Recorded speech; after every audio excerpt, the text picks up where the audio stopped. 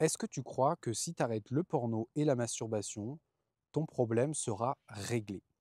Il y a beaucoup de gars qui tombent dans ce piège. Ils pensent que juste l'abstinence sexuelle suffit à les libérer.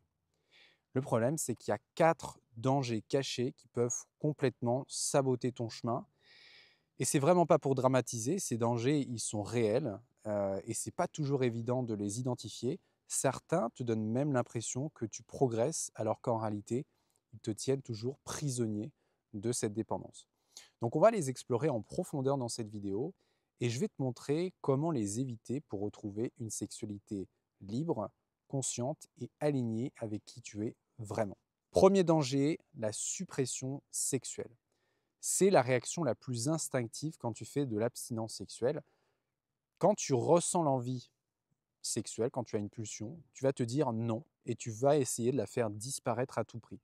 Donc tu vas te mettre dans une posture où tu vas te contracter, tu vas bloquer, tu vas essayer de ne pas y penser. Et tu crois que c'est ça la discipline, avoir de la volonté et réussir. Le problème, c'est que le corps et l'esprit ne fonctionnent pas comme ça. Plus tu vas réprimer quelque chose en toi, plus ça va prendre de l'importance et ça va monter. Plus tu luttes, plus tu donnes de l'énergie à ce que tu veux faire disparaître. Résultat, un jour, tout va exploser et c'est pas juste une petite rechute, ça va être une descente massive, binge de porno, perte totale de contrôle et derrière, honte, culpabilité et sensation d'avoir tout gâché. Il y a beaucoup d'hommes, beaucoup de gars qui croient que le problème, c'est leur manque de volonté, qui arrivent à faire plusieurs jours, même semaines, même mois d'abstinence et qu'à la fin, ils craquent. Mais non, en fait, le vrai problème, c'est juste la stratégie elle-même parce que la suppression sexuelle crée un combat intérieur permanent et dans ce combat, tu perds toujours. Deuxième danger, la répression sexuelle. Ici, tu vas pas que bloquer la pulsion, tu vas aussi la juger. Tu vas te dire: «Je ne devrais pas me ressentir ça, c'est mal, c'est honteux» et là, le problème, c'est que tu vas entrer en guerre contre ta propre sexualité. Tu vas te couper de ton corps, tu vas essayer de devenir pur en te haïssant un peu plus chaque jour.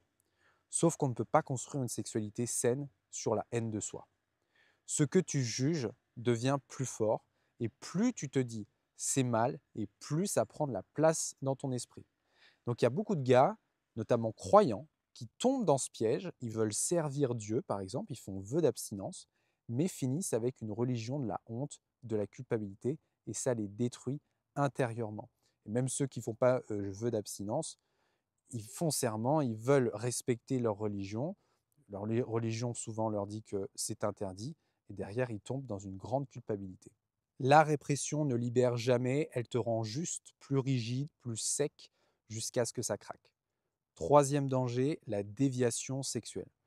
Ici, tu ne bloques pas le désir, tu ne le juges pas, mais par contre, tu vas la rediriger ailleurs.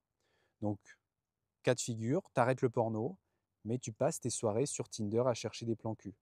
Tu regardes plus de vidéos, mais tu t'inventes des scénarios dans ta tête encore et encore par rapport aux femmes que tu vois ou que tu as vues.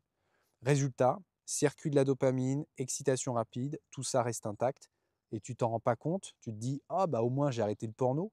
Oui, mais ton cerveau par contre il est toujours accroché à la même logique, chercher du shoot rapide, sexualiser à outrance et sans vraie intimité, sans vraie présence.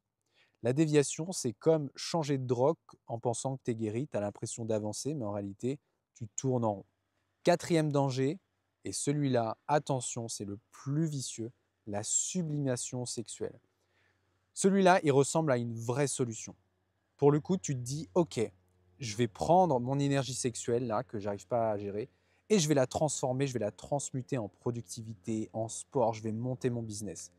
Sur le papier, ça a l'air parfait, tu deviens créatif, discipliné, efficace, mais parfois, ce n'est qu'une fuite plus élégante. Tu ressens plus rien, tu deviens sec émotionnellement, tu ne te libères pas en faisant ça, tu déplaces juste le problème du porno au travail compulsif et acharné, du désir incontrôlé à la performance à tout prix. Et le jour où tu ralentis, tout revient te frapper en pleine figure parce que tu n'as jamais appris à être avec ton désir, à l'accepter, à l'accueillir. Petit coucou aux youtubeurs rétention séminale qui promettent de devenir un surhomme en arrêtant d'éjaculer.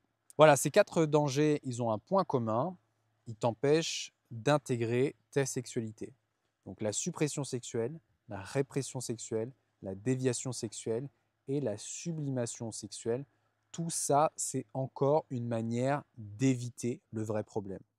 La vraie liberté, c'est pas d'éviter ce problème-là, c'est pas de fuir, c'est d'y faire face, c'est d'apprendre à accueillir ton désir, apprendre à le comprendre, à le canaliser, à faire la paix avec ta sexualité pour qu'elle devienne une force et pas une prison.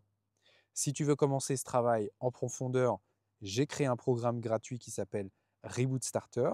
Tu trouveras les bases pour arrêter le porno, mais surtout pour construire une sexualité libre et consciente. Le lien est juste en dessous de la vidéo. Et si cette vidéo t'a parlé et que tu l'as aimée, n'hésite pas à la liker, à la commenter, à t'abonner et à la partager à quelqu'un à qui ça pourrait aider. Ciao!